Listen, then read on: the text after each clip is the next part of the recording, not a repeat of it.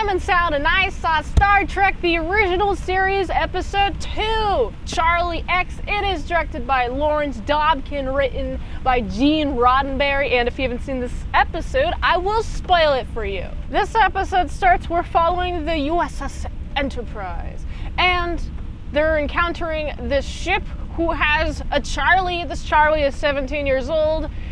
He was alone for 14 years. He only learned how to speak English through a computer, through these spaceship computers that were with him when he crashed on this particular place. I am like, okay, we're immediately dealing with a teenager who has no emotional regulation skills whatsoever. None of it all. How is he going to deal with humans? And I like the beginning of this too. Oh, he can mingle with humans, you know, humans all that like. He's a human just like us. Immediately, Charlie is like, oh, hey, Kirk, you're my father. Hello, father. My father, Kirk. Hey, Dad, can you teach me a thing or two about baseball? He doesn't actually do the baseball thing. I just thought that'd be really funny.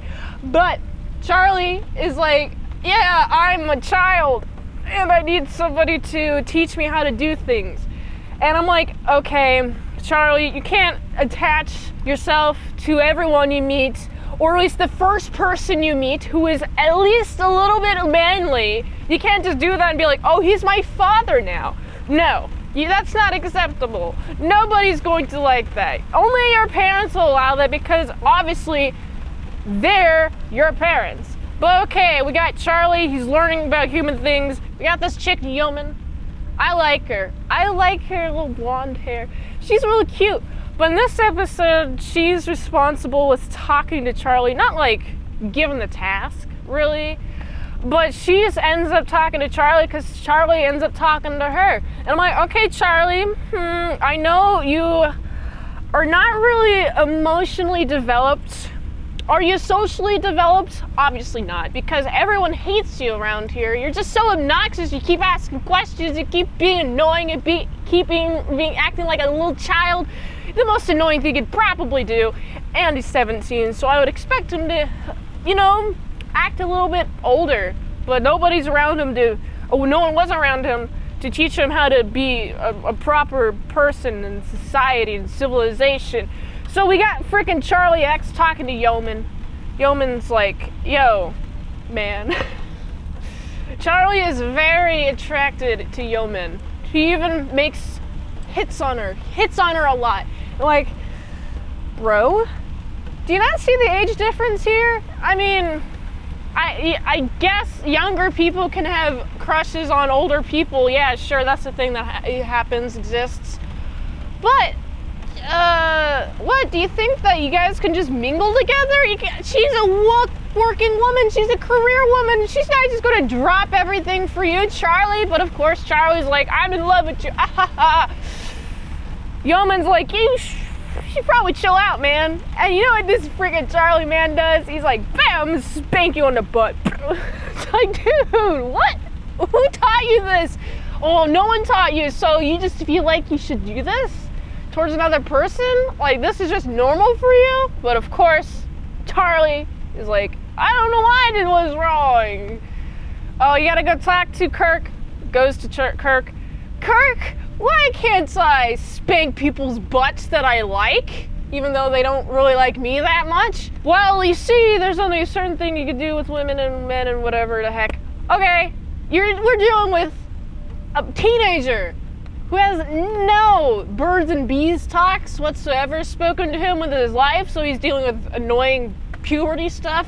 On top of this, get a little bit of hints of it throughout the episode, but more and more as the episode goes. He has psychic powers or telekinetic powers. I can't exactly tell what type of powers it is, but he has some sort of mental powers. He can make people disappear. He can throw things. He just poof, out of existence. He can even crush vocal cords. Oh, you don't like being sung about, Charlie? Charlie just decides to crush her vocal cords, ruining Spock's beautiful instrument, man. And I'm just like, oh man, Charlie, you're not doing good, dude. What's up with you? I'm sorry. Why This is your first time ever that you're being mocked because you're annoying, and so your defense is to get him. That's not gonna land you any friends, Charlie. No. And of course, he keeps getting more powerful. He's even flat out just boop, no longer allowed to live. Just poofs somebody out of existence when somebody was laughing at him, when Kirk was teaching him a thing or two about self-defense. And I'm like, you shouldn't. Dude, laughing is used to relieve the tension. The fact that you keep making these things happen when you're being laughed at is increasing the tension, Charlie. What is wrong with you? But of course, Charlie was getting more and more powerful. He's threatening to take over the ship. I'm going to take over the ship. I actually have my own way. I have my own way. What's beautiful is that I do like the troubleshooting process, problem solving process that the entire Enterprise crew goes through. Kirk's like, oh, let's just increase their power. Let's just increase how much power we're using. Hopefully this will stop him from taking over the ship, because he's at the point now where he's taking over the ship, and maybe if we add more processes, it'll make his being able to use the ship as a problem, as a way to gain control.